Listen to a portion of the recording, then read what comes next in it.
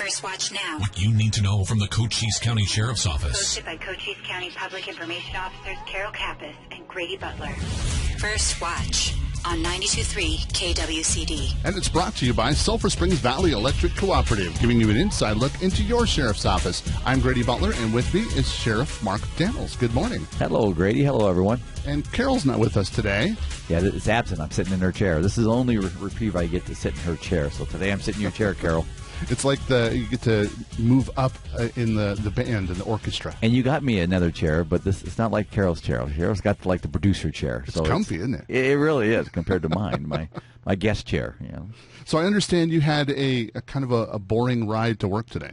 It was a long ride. It was a lonely ride. My AM, FM radio in my sheriff's car stopped. I went out last night for a meeting, got home, changed uniforms, went back to this meeting. I went to turn my radio on. Habits. This is all about habits. Sure. And went to turn it on last night and go, hey, this thing ain't working. It's totally dead.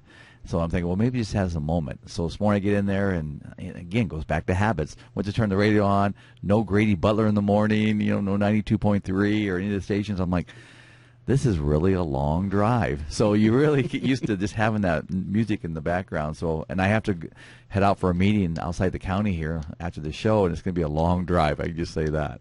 I'll sing to myself, I guess. I don't know. That sounds fun. You want to give us a tune now? No, that wouldn't be good. All right. All the viewers we would lose them. Your ratings would go down. All right, well, let's talk about another radio event that's coming up in about 2 weeks, actually 2 weeks from today. It's Cochise County football on the radio. It is, and it's getting closer and closer. It begins September 3rd, Friday night, when Tombstone will be hosting the Chandler Prep High School. They're coming down to and that's going to be our preview game. We're going to start off in Tombstone with the Yellow Jackets over there. And then the following weekend, September 10th, we're going to be at home here with Buena when the Cienega Bobcats are coming to town, and that's always a good competitive game. And we're doing all the home games for Buena, plus we're going to do one traveling game with South Point Catholic up in Tucson. South Point's always a tough team, so Coach Thomas and I spoke last week, and he goes, hey, can you do the South Point game too? So we're going to head up to South Point and do that on October 29th. But every Friday we're going to be somewhere here in the county.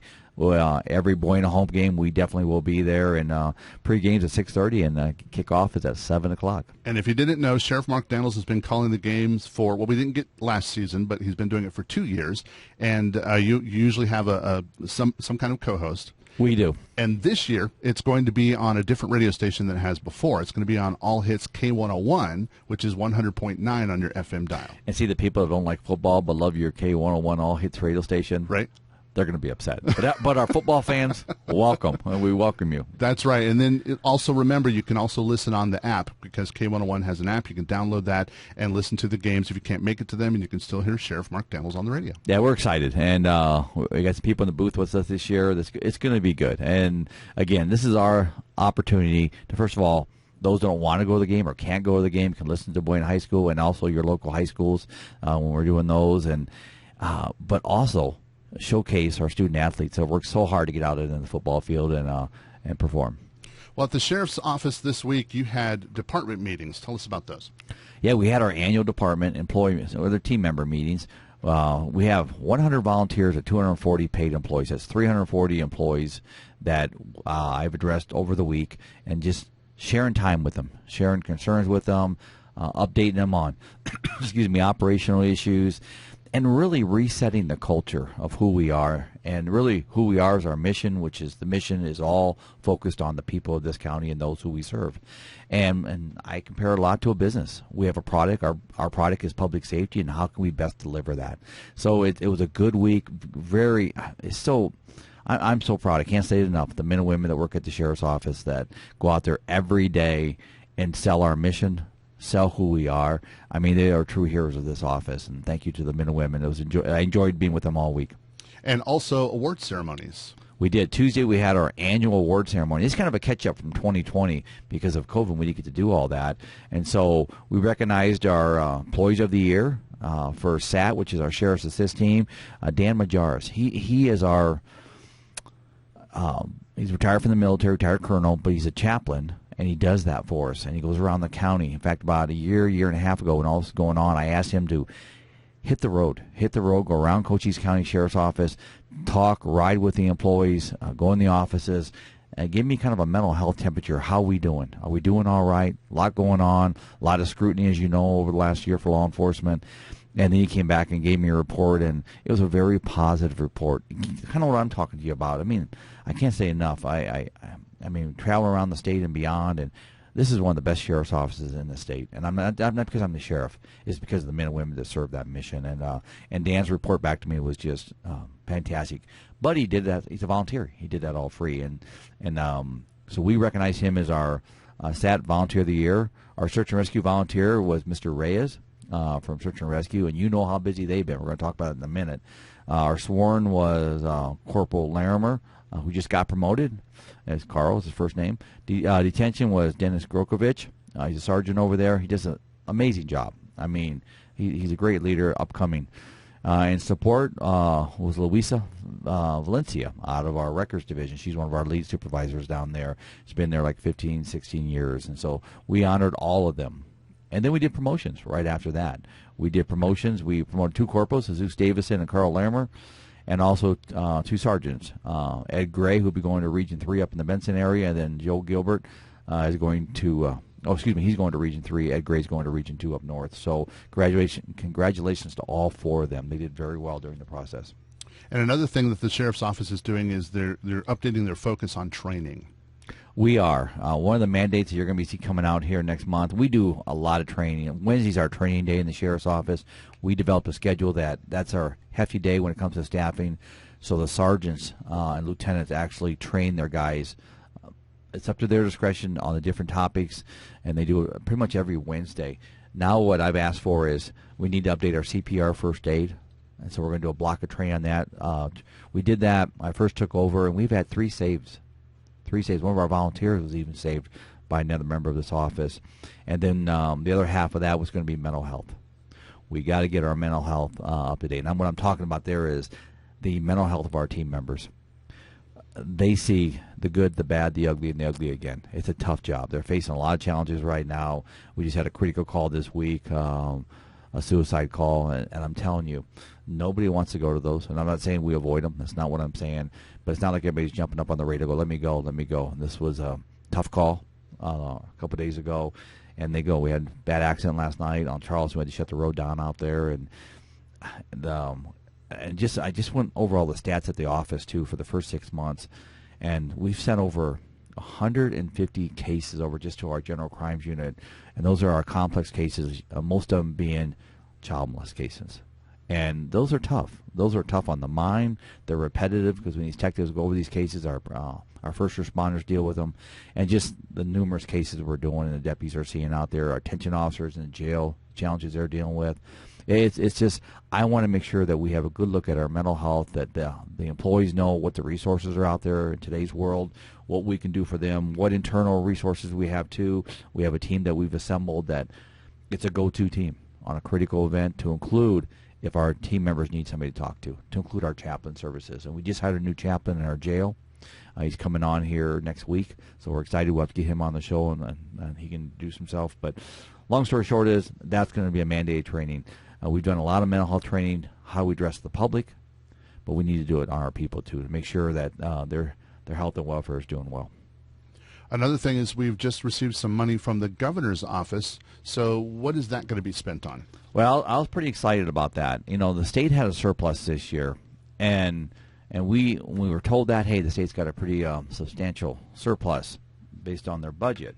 And county is a sub of the state, which means we're considered part of the state in that aspect. So I made several trips to the state. I spoke to our local reps, Dave, Becky, and Gail here, talked to the governor, and we end up getting start off with $4.7 million surplus. This is beyond the general funds of Cochise County.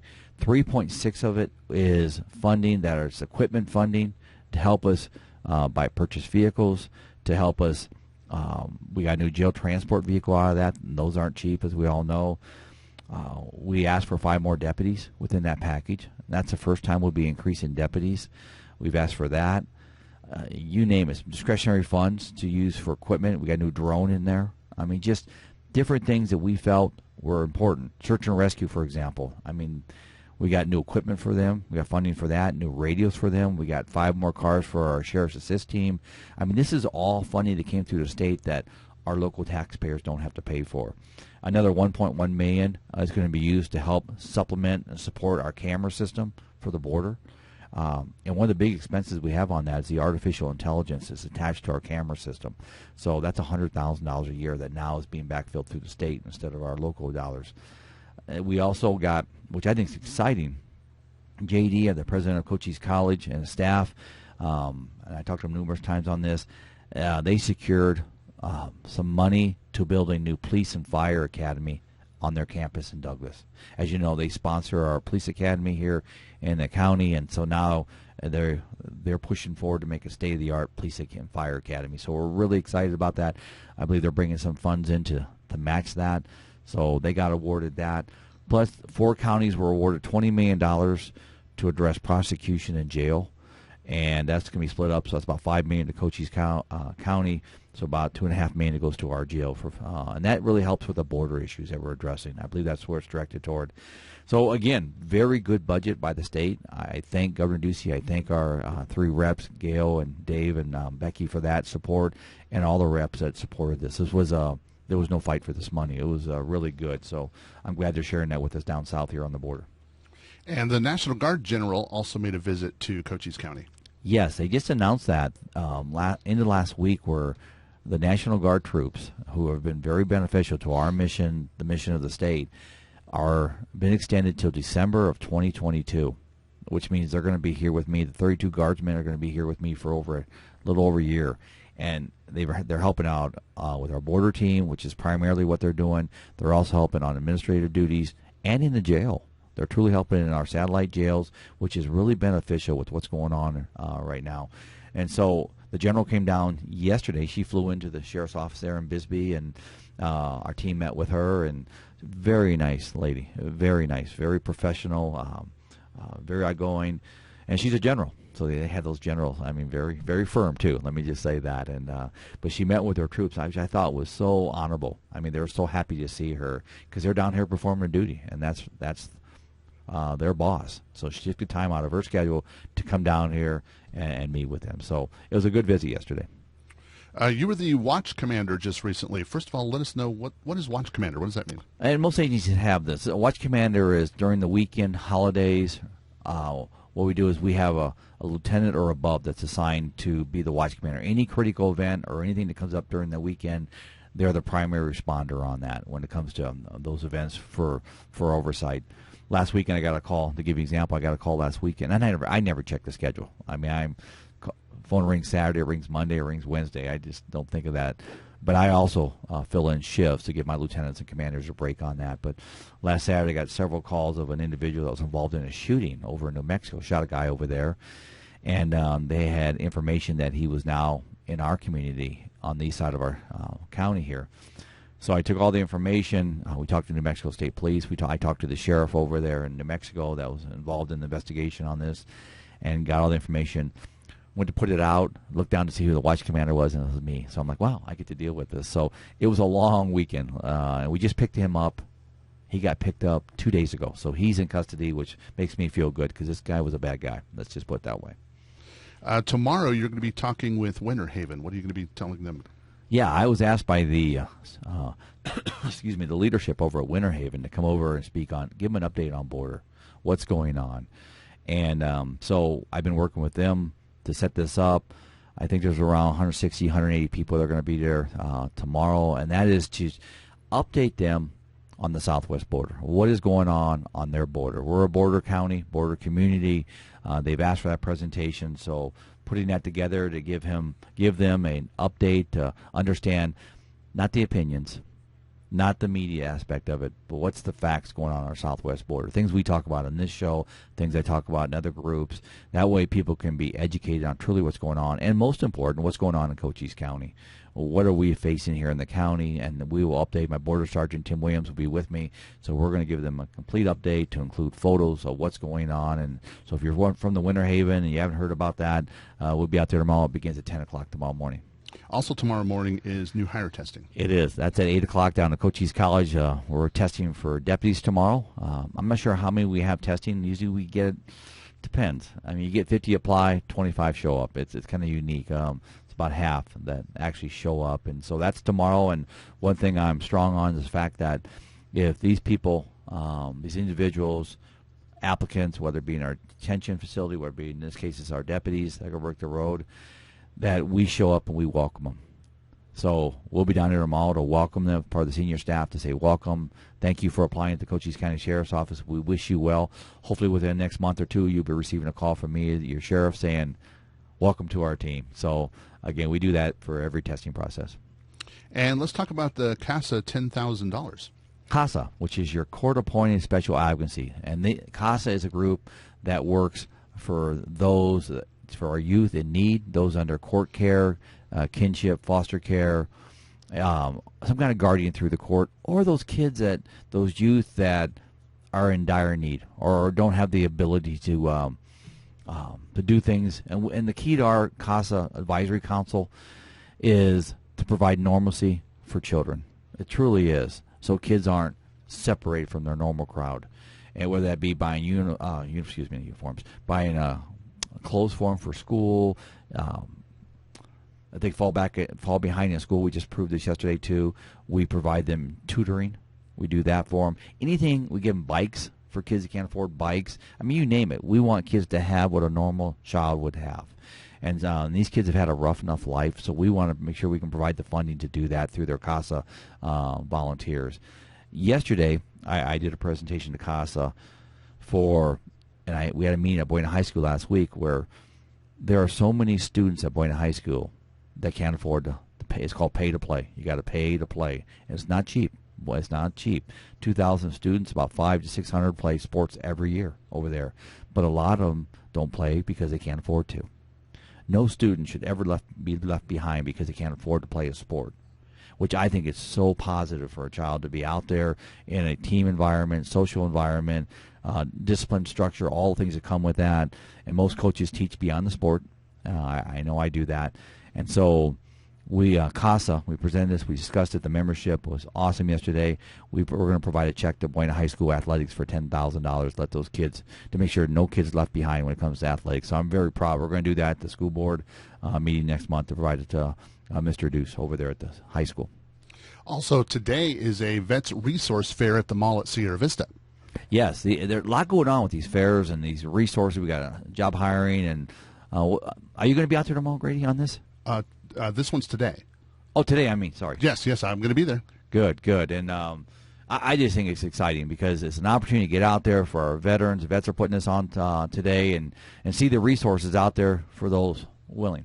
And it's going to be at the mall at Sierra Vista. It starts at 9 o'clock and goes till 2. And some of the services that they provide at the 8th Annual Cochise Serving Veterans Resource Fair is going to be veterans benefits, behavioral health, a job fair, housing, health care, legal, clothing, pet care, breakfast, lunch, and more. And there's going to be over 50 providers available at the fair today. That's at the mall at Sierra Vista. That's exciting. And kudos to the Sierra Vista Mall. And everybody knows the mall just got sold. There was an article in the paper, and I tell you, the more I go by the mall, the more cars are out there. The malls, we got to support our mall. We truly do, and I appreciate them supporting the community like the vet fair today. I think that's cool for our veterans. And that's going to happen at 9 o'clock at the mall. And then next Friday at the mall again, there's going to be a hiring fair for first responders. And that's turned out to be a very big event. I mean, I know your local police departments, your sheriff's office, DPS, CCOM, our Regional Communications Center, all these law enforcement, Border Patrol, they're all coming together for you. So if you're interested in public safety in any way, EMS, fire, come on out to that job fair. Talk to the different vendors out there. We'll be out there at the sheriff's office. Come out there and see what it's all about. I think you'll be pretty excited, especially if you're interested in joining law enforcement.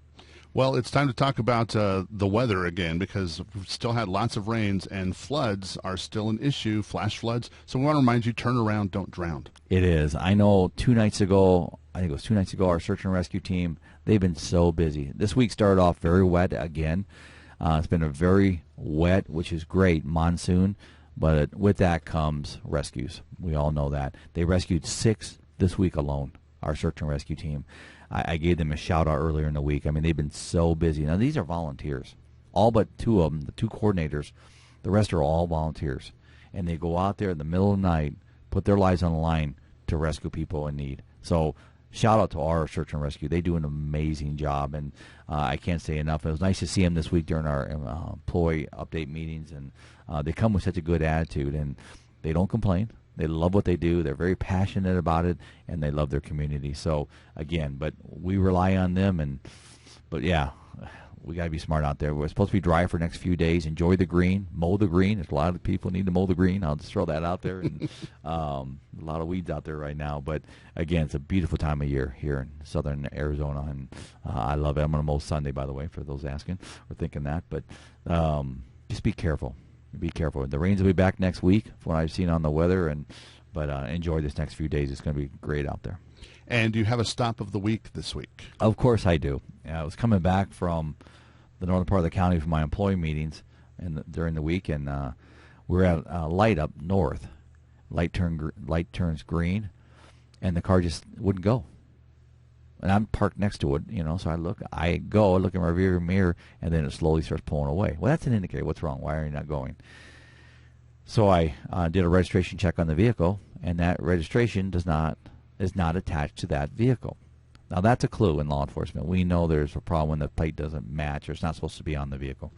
So I made the stop on it. The individual was very nervous.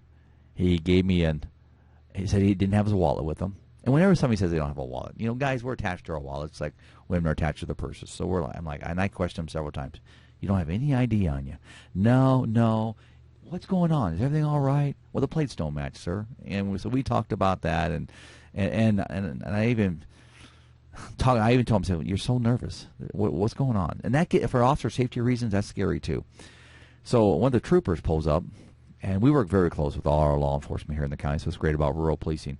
So he pulls up, and we're talking, and he's helping me out in the stop. And I said, so you have no ID on you. Can you give your name to the trooper here so we can run you? Because I was doing some other things. And so the trooper's looking at me kind of uniquely, and I'm like looking at him like, what? And so he goes back, comes up, and the trooper started asking him questions like, hey, you got a scar right up here above your eye, and oh yeah, that's covered up now. And the guy had an excuse for everything, or an answer for everything. Well, unfortunately, the trooper knew the guy, knew the family. He had used his brother's name because he was suspended and had a bunch of failure to appears, if you know what I'm saying. There was drugs in the car, on and on. So, unfortunately, he was placed under arrest, and he went to jail. And so if you're going to lie about who you are, don't lie to a law enforcement officer that knows your family. It doesn't work well. It doesn't work well at all. So he had a bad day. Let's just put it that way. And with the drugs in the car, he caused himself some huge problems. And he was doing some bad things out there, let me just say. I mean, with the amount of drugs and the amount of cash, he was not helping this community. I'll say that. But we took him off the streets, let me just say that. So that was a good stop. And Sheriff Mark Daniels, before you go today, what is your safety message of the week? The safety message is this. Solid white lines, and I use them at intersections. The best intersection is the highest rate where we see accidents. When you pull into an intersection, you commit to turn left, to turn right, or go through the intersection. Once you commit within a solid white line, you cannot come out of that. So many people, and I get it, we get confused, we get lost. Let me just break out of my lane, go to the lane, and cross that solid white line. That is illegal, and that's where safety becomes a factor too, because that's where our accidents kick up. So once you're committed in the lane, and then you realize you should have turned left, should have gone right, go through the intersection, recorrect, and do it legally. It is illegal to do that, and so many people do it like it's okay. It's not okay. It is against the law, and it's not safe.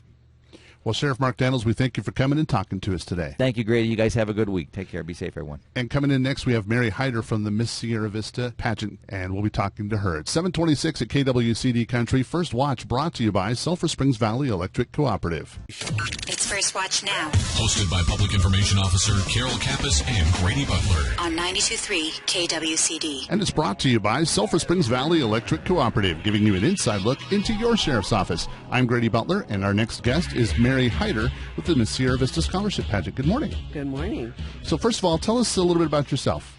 Well, I've been doing the Miss Sierra Vista pageant since 2014. However, I've been involved with the Miss America, Miss Arizona system for about 30 years. I did a much smaller competition before I took over Miss Sierra Vista. It's a much larger venue and a much larger show, if you will. We've got a lot of community support, and we like to give the community a good show. So what does the Miss Sierra Vista crown holder do throughout the year?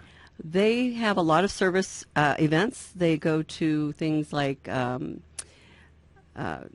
Shop with the Cop, which is our Christmas event, which I got involved with that the first time I did Miss Sierra Vista, and that's a very big heart getter.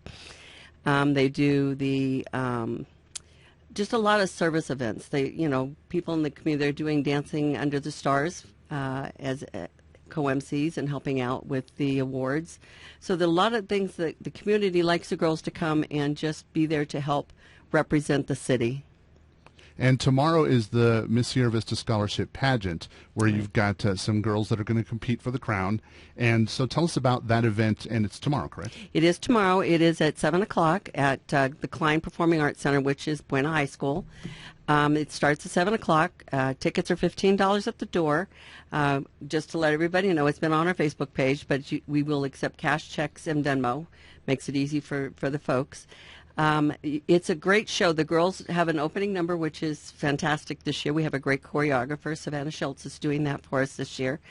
And the girls perform their talent. They do on-stage interview. They have a private interview tomorrow morning. They open the show tomorrow. They open the day with their brunch, their sign-in brunch. So they sign their picture, and it's an official opening to the competition day. It's no longer really called a pageant; it's called a competition.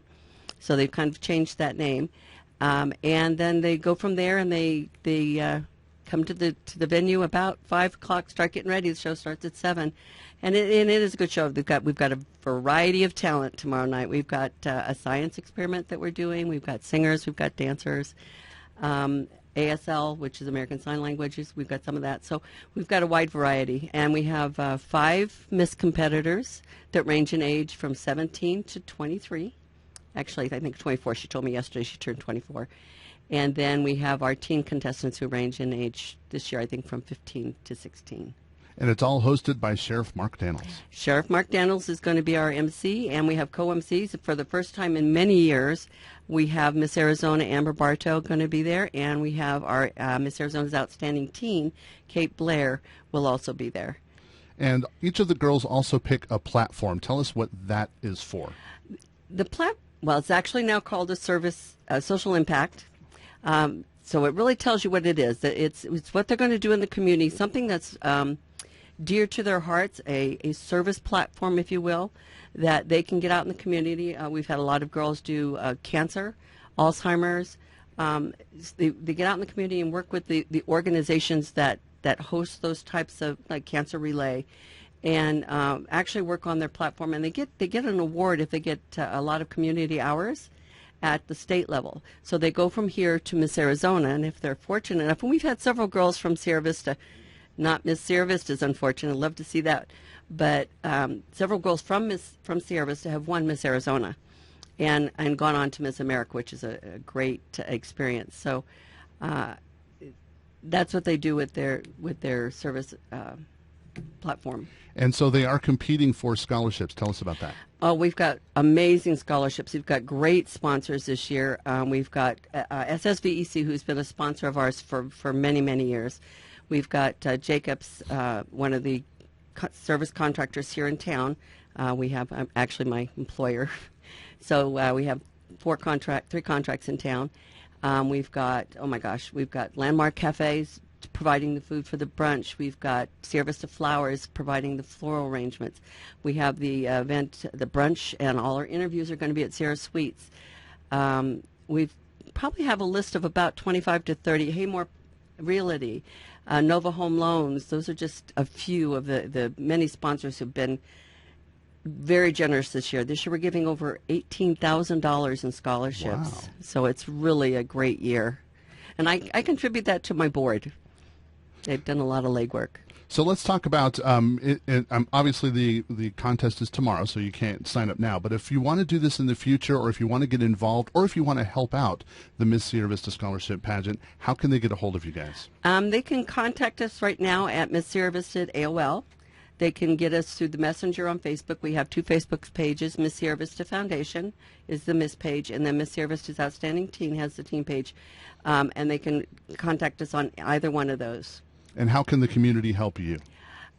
Just by supporting the girls. Just when they see them, and we get great support. When our girls are out there with their crowns on, the children of the community, the parents of the community, really support them. These girls get a lot of, oh look, she's got a crown on her head. Let's go see who she is. And then that kind of gets the word out as well about what we do. And the one thing about this program, and even at the state level, is every competitor wins something. It's not just the ones that win overall. It's every competitor gets some funds for school, and it is scholarship money for school. They don't get it in their pocket. So invite everybody to your event one more time for tomorrow. I'd love to see everybody come out and support these 8 amazing young women who are giving us a great show tomorrow night. It starts at 7 o'clock. Doors open at 6:30 at Klein Performing Arts Center at Buena High School tomorrow night. Well, Mary, we thank you for coming and talking to us today. Thank you. First Watch on KWCD Country, brought to you by Sulphur Springs Valley Electric Cooperative. It's First Watch now. Hosted by Public Information Officer Carol Kappas and Grady Butler. On 92.3 KWCD. And it's brought to you by Sulphur Springs Valley Electric Cooperative, giving you an inside look into your sheriff's office. I'm Grady Butler, and with me I've got Anthony from the Boys and Girls Club of Sierra Vista. Good morning. Good morning. How's it going? So tell me a little bit about yourself. So I'm Anthony. I'm the clubhouse director of the Carmichael branch, and part-time at the main branch as well, too. Well, let's talk about the Carmichael branch, because that's pretty new. Yep, it is definitely new. We're just about a year in now.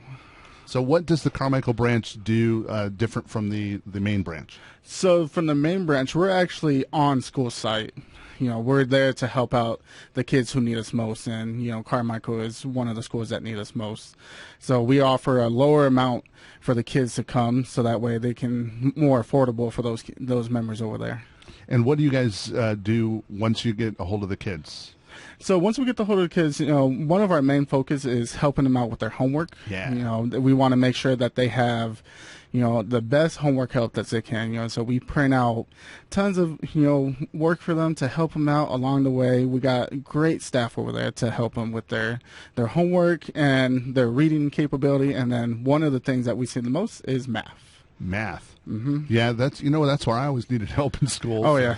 Yeah, math always got me. Well, what's great about what you're doing there, too, is, kids that could be struggling or maybe don't have a place to go after school until parents get home, this is a perfect place for them. Oh, yeah, definitely.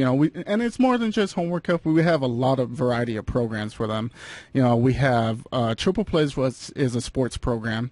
We have Math Hoops, which is one of my favorite programs now. It's basketball and math put together. And it's an NBA game that the kids get to play online. They get to play against each other, and it's pretty cool because now I got my Carmichael branch and we play against the main branch time to time, and it's really awesome. We're really competitive when it comes to sports and tournaments and all that cool stuff.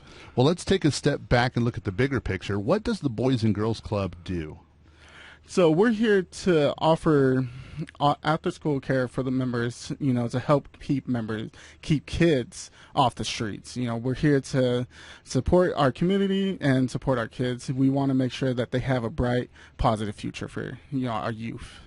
And I know that you guys get funding from everybody around our area. The community really steps up to help you guys. And one of the ways that you guys do funding is a golf tournament that's coming up pretty soon. Yep, we do got a golf tournament, and it's Golf for Kids. And that's coming up September 3rd.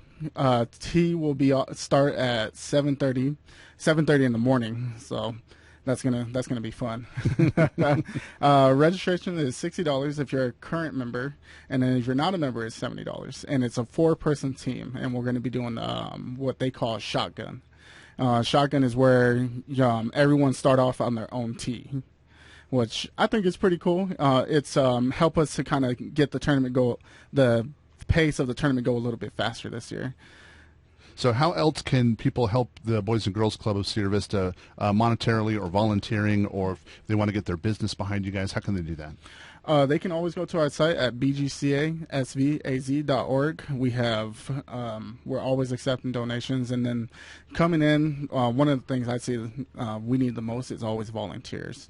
When it comes to helping out with homework, helping out with our programs, and lost it. Your brain just kind of I had a brain fart. I had one of those just a few minutes ago too. I get it, but yeah, you guys are looking for volunteers and always money. And how can people get a hold of you to give you that? You can always reach us at 520-515-1511. You can ask for me. You can ask for Jared. You can ask for our main branch clubhouse director, and Dietrich. All right, and then before you go, let's talk about if you want to get your kids involved in either the Carmichael or main branch, how can they do that? So they can go to our website. What I just said, I'll say it again, bgcsvaz.org. You can register on there. We always work with families, especially at Carmichael's. And then if you ever want a tour of our facility, you can come in and we'll give you a tour of the facility. Of course, and this time it will be before school tours. And then if you do need help, just go ahead and reach us at our main branch phone number. So it looks like everything goes to the website, whether you want to volunteer or give money or get your kids involved, they can go to the website. So give us that website one more time. It is bgcsvaz.org. And Anthony, we thank you for what you guys do in the community. The Boys and Girls Club is very important. Oh, yeah. Thank you. And we thank you for coming and talking to us today. Oh, yeah, definitely. First Watch on KWCD Country is brought to you by Sulphur Springs Valley Electric Cooperative.